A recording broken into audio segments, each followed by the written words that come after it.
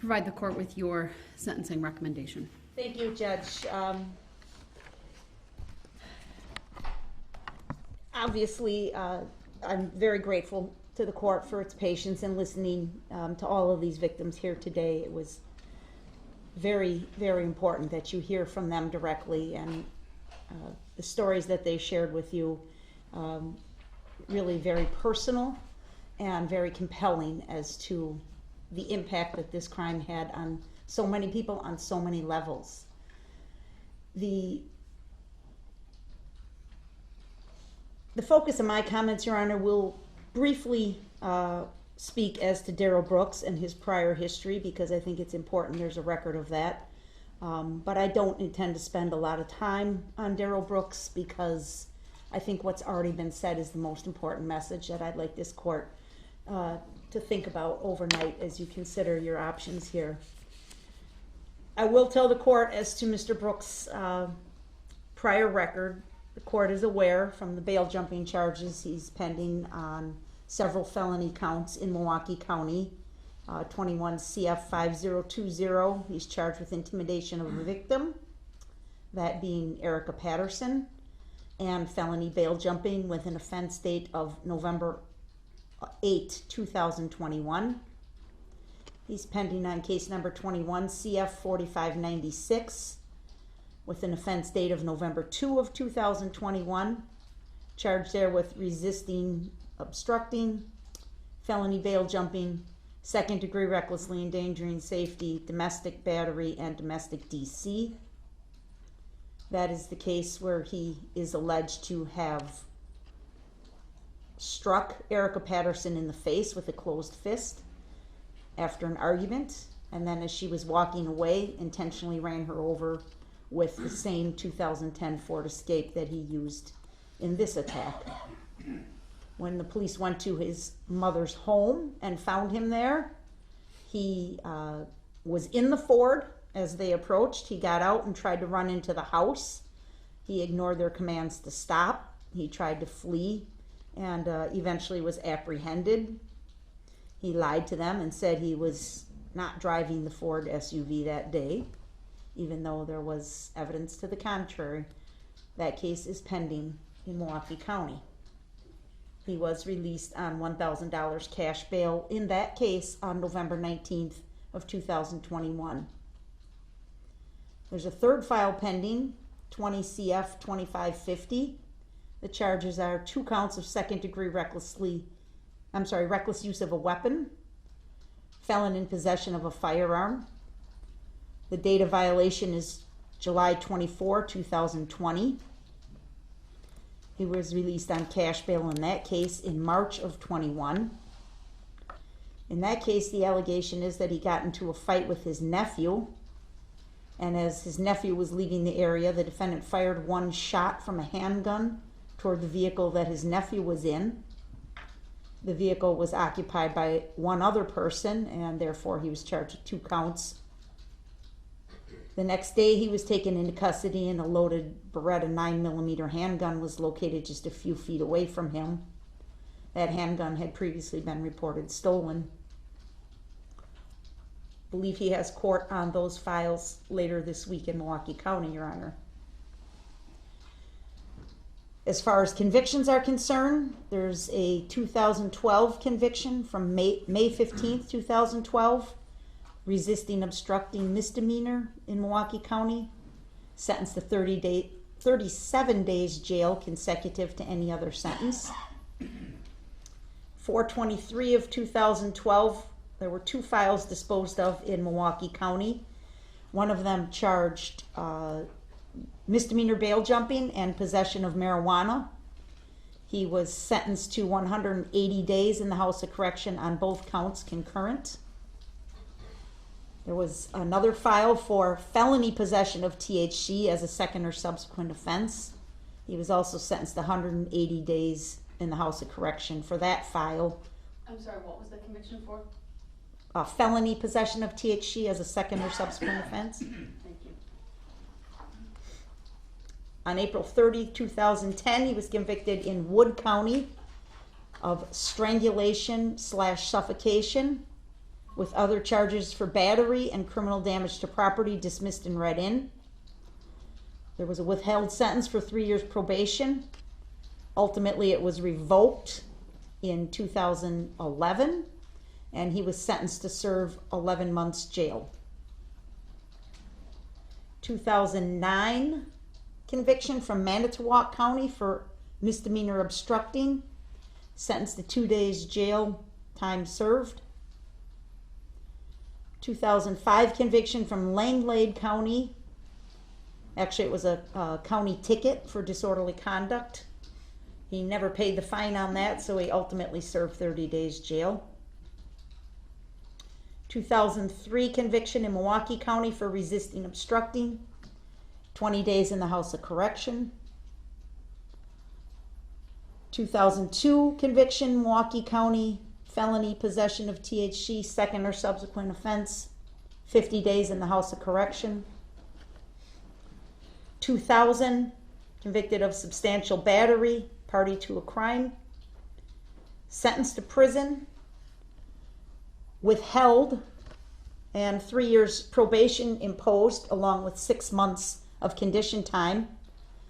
That probation was ultimately revoked and he was sentenced to prison. That's his record from the state of Wisconsin. He has a record from the state of Nevada. June of 2016, he was charged with a sex offender registry violation, failed to appear in court on that offense, and there is currently an outstanding warrant for his arrest active in the state of Nevada. 2007, he pled guilty to statutory sexual seduction as a felony. A suspended sentence was ordered for 36 months probation. That's what led to the sex offender registry requirement, which he is currently non-compliant with. In December of 2006, there were 2 files disposed of in Nevada. One was domestic battery as a misdemeanor. He received a suspended sentence. And the other, he was found guilty at trial of obstructing, misdemeanor, and sentenced to jail. In the state of Georgia, he has a conviction from May of 2021. I'm sorry, not a conviction, an arrest from May of 2021 for misdemeanor battery, domestic violence. The disposition of that case is unknown. And of course, there's paternity action that was pending here in Waukesha County that had been a warrant or capias had been issued for him on at least 8 occasions during the life of that file. That's a 2003 case. He was sentenced to jail on several occasions for failing to pay child support. He was once allowed Huber privileges on a jail sentence, but had those Huber privileges revoked in 2009. Most recently, there was a warrant issued in August of 2021, and Judge Maxwell signed an order to lift a stay of a 120-day jail sentence.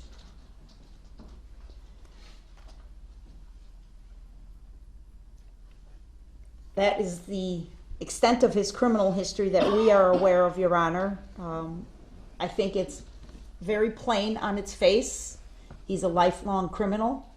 He is someone who has repeatedly, continuously disobeyed law enforcement based on the resisting, obstructing type charges. There's multiple counts of bail jumping, disregarding court orders, disrespecting court orders. There's multiple acts of violence.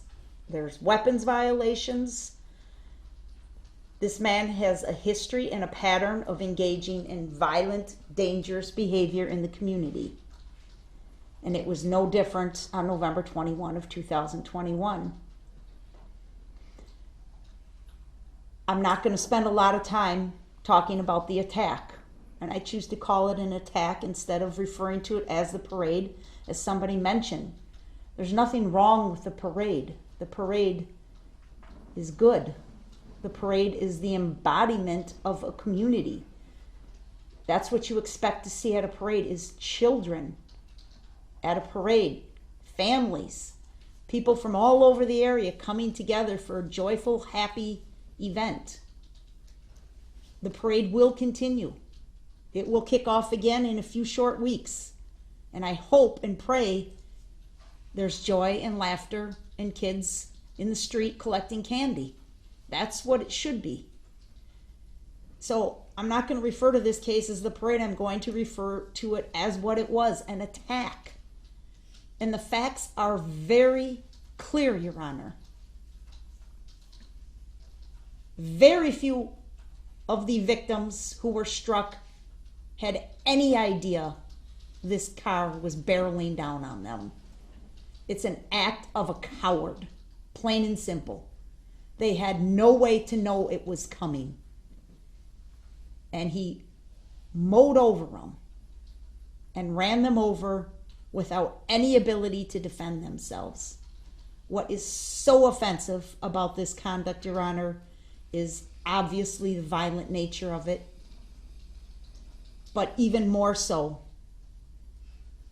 the defendant's conduct and behavior in this court, his complete lack of regard for the decorum of the court, the respect of the court. And I don't mean you personally, of course you deserve that as well, but I mean for the sanctity of the court, the courtroom, the process that we as Americans respect and treasure and protect for well over 200 years, and he can't engage in the most civil behavior as being quiet when another person speaks. Many, many people came into this courtroom over the course of the trial and the proceedings. Every one of them was able to sit and obey the court's order. If you ask them to stand up, they'd stand up. If you asked them to sit down, they'd sit down. If you told them court's in session, be quiet, they all would. Everyone was able to do that except Darrell Brooks.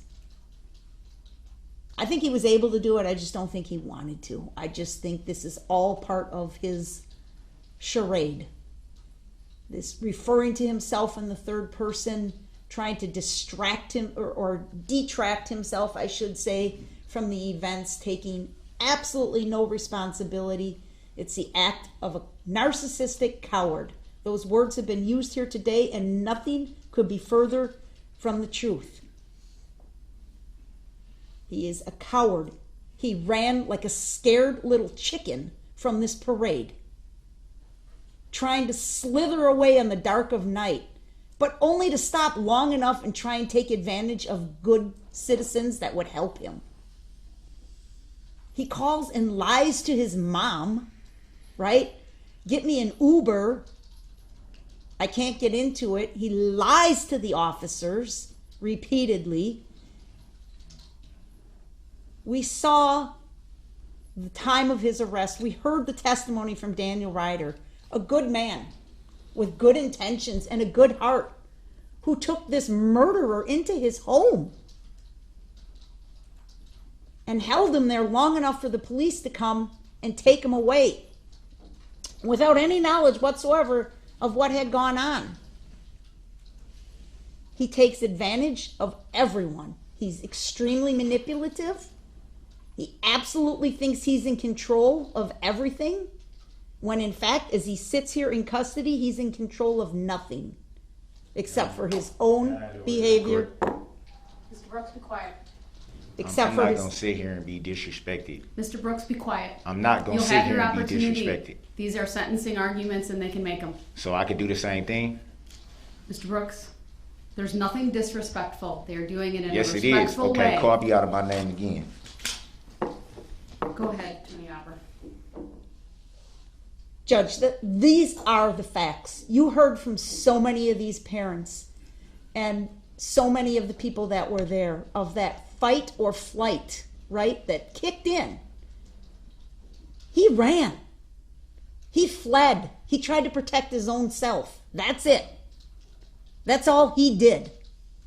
Everybody else sprang into action, whether that action was to immediately account for their for their family and get them out of there to safety, whether it was good Samaritans. And Judge, I really thought long and hard. I had a video clip that I was perhaps going to show to you. You've seen a lot of this during the trial, but I mean, it comes from the clip when I showed during my closing argument near the end of the parade route where the Catholic community had been struck and all the shoes laying in the road and things like that. That person that took that video walked down Main Street for quite some time and captured quite a few images, and it's really quite powerful, but I also thought it's really quite painful. But one of the things that was just so remarkable to us as we watched things like that was the average citizens that just sprung into action to save somebody else. There was a particular moment where there's a person on the ground fervently performing CPR on a victim in amongst a pool of blood without any regard for themselves whatsoever. I don't know who this person was. I don't think I'll ever know. But it's a prime example of the good that came out. So many people talked this afternoon about good versus evil, and I definitely believe that's what this case was about. Darrell Brooks is the epitome of evil. He is evil in person. Courtroom, please. No, we may not. The community is May I have good. the order The of the court people so are I can, good. I think it'd be The best for me to victims just go are into the good. other Mr. courtroom. Brooks, I'm talking. I don't care about you talking. I don't care what you care about. I know you don't. Sit down and be You- quiet. Nah. Everybody has told you that. Stop it. See, you got it all wrong, Miss Opper. Judge, the community has spoken. This jury returned a verdict in 2 hours. That's how open and shut this case was. Actually, it was Everybody saw it. Actually, it was Everybody but Darrell Brooks. This jury deserves you think you know. to be commended for their conduct, their God bless you, patience, though. their God bless you. service. Mr. Brooks, I asked to go to the other courtroom. I'm not so we sending wouldn't you have- there. So we wouldn't have to go. it's not. That is not a place you get to request to go to. It's So when you disrupt the proceedings. I'm She's not almost trying to disrupt done. the proceedings. I'm trying to go to the other courtroom No. so she can finish saying the I wanted- BS she got to say. I wanted to share something with you, Judge. This is something that came in on December 5th of 2021. An anonymous letter came. Well, it's not anonymous. It's signed, but it's from a person we don't know. From another state, from the state of Kansas. December 5 of 2021, this person took time out of her day to write a card to, it's addressed to the Waukesha community, and it was sent to our office.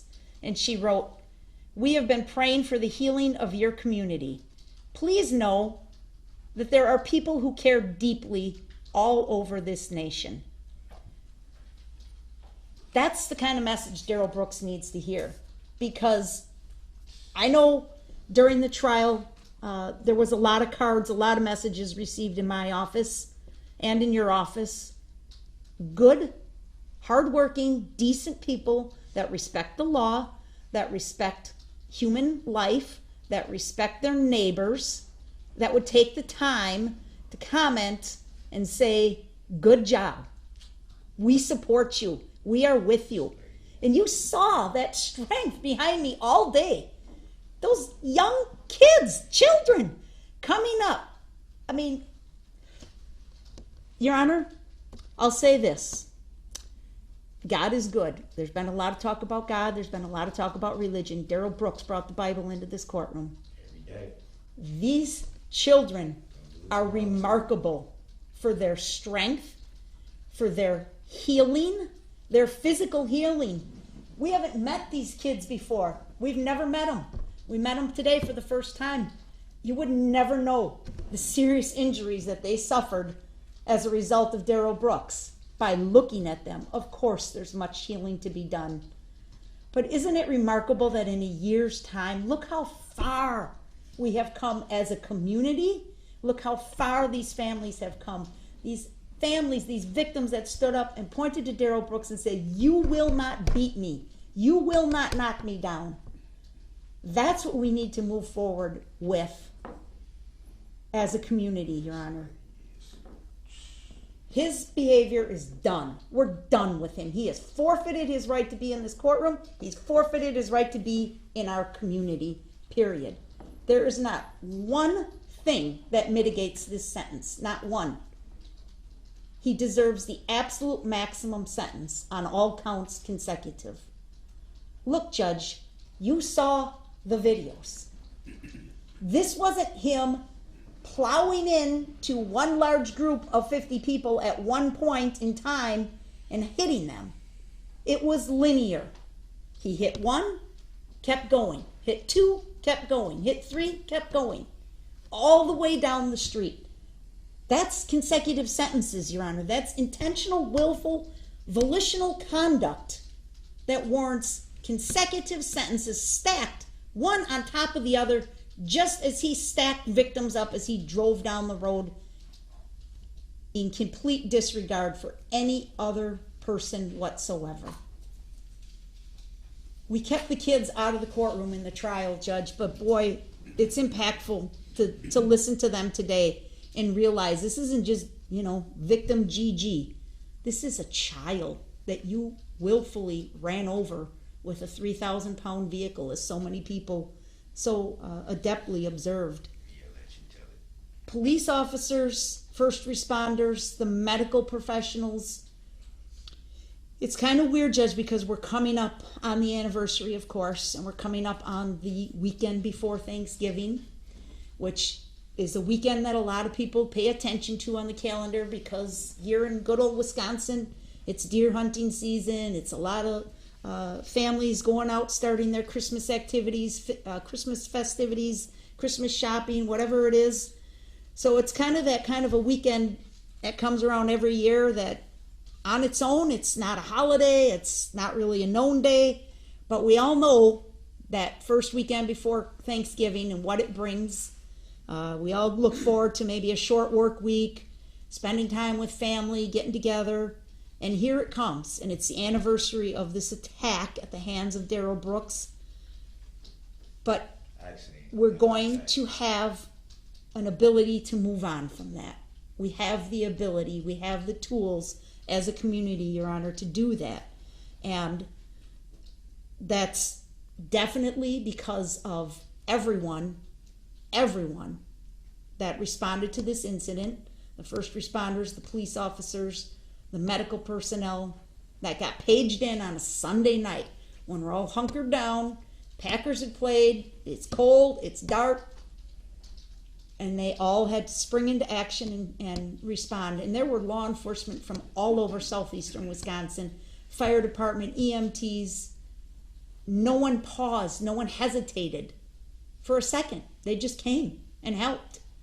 And I think that's something that our families, our community can build on as well, Your Honor, to say evil is easily overcome here. Darrell Brooks deserved to be locked up for the rest of his life. He cannot be trusted ever, ever again. I ask you to consider, I'm not going to go into it, but we had filed the other act's evidence, some of the language in that other act's evidence, the intimidation of the victim. It played out repeatedly in this courtroom. He tried to intimidate you. He tried to intimidate me. He tried to intimidate the witnesses. He tries and tries and tries, but he fails. He's not the strongest person in the courtroom. He's the weakest person in the courtroom. Morally bankrupt. That's what he is. His character is void. I asked Attorney Basie, what's the word I can use for low character, and then we came up with the fact he really has no character. It's one of the factors the court needs to consider. Protection of the public, the severity of the crime, they all weigh heavily in a stacked sentence, Your Honor, consecutive maximum across the board. Every one of these victims deserves that. I don't know how we look at any of these victims and say, well, he got concurrent time on your case because your pain and suffering wasn't quite as bad as the guy before you or the girl before you. They all deserve that sentence that speaks to their count. The restitution, Your Honor, I filed the paperwork. We are seeking restitution in the dollar amounts from my letter that we reviewed this morning. I'm asking under 973.20 sub 11 sub F that you enter an order that the Department of Corrections shall keep 50% of any wages Mr. Brooks may earn in prison and any monies that may be paid on his books or canteen account, and direct those monies to be paid directly towards restitution. He should not be able to work or receive canteen without paying down that restitution. I also included in my letter the request that should any monies ever be paid by contract to Mr. Brooks, that he should attempt to benefit financially from these crimes, that those monies would be placed into an escrow account maintained by the Department of Justice and paid towards the restitution. The restitution in this case is ridiculously low when you consider it, and that's again because of the generosity of good people all over the world that contributed to a community fund, and other individuals who generously donated to help these families pay for funerals and medical expenses and things like that. Can you imagine when you heard these mothers describing what their children have been through? Can you imagine the medical bills on these? And he's lucky he's getting off with a $200,000 bill for restitution, Your Honor. I think he should have to pay every last penny of it. I also wanted to wrap up again, Your Honor, by saying you didn't hear from all the victims. Certainly, there were some that just cannot bring themselves to this court in any fashion, in any way. And we ask you to keep them in mind as well, especially the Bill Hospital family. Bill was, walking in support of his wife's team and trying to be in a supportive role, as he had done on many other occasions, and lost his life for that simple action, that simple act of good that he participated in. There were some groups that are not represented here today, but I know you heard their story at trial, and you're aware of what some of them went through that maybe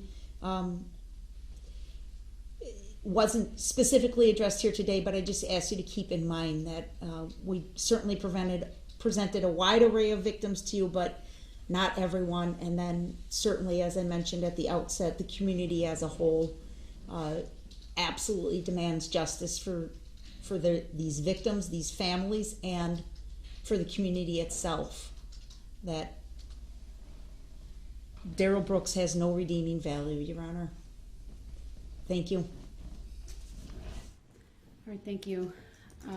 Mr. Brooks, as far as I can tell from the correspondence from your mom and from you, I believe there may be closer to 3 individuals plus yourself who wish to speak at sentencing. Since we lost an hour or so today, although we did go late, so arguably we gained it back, I still was thinking about starting at noon just to make sure there's ample time. I will start the Zoom shortly before that.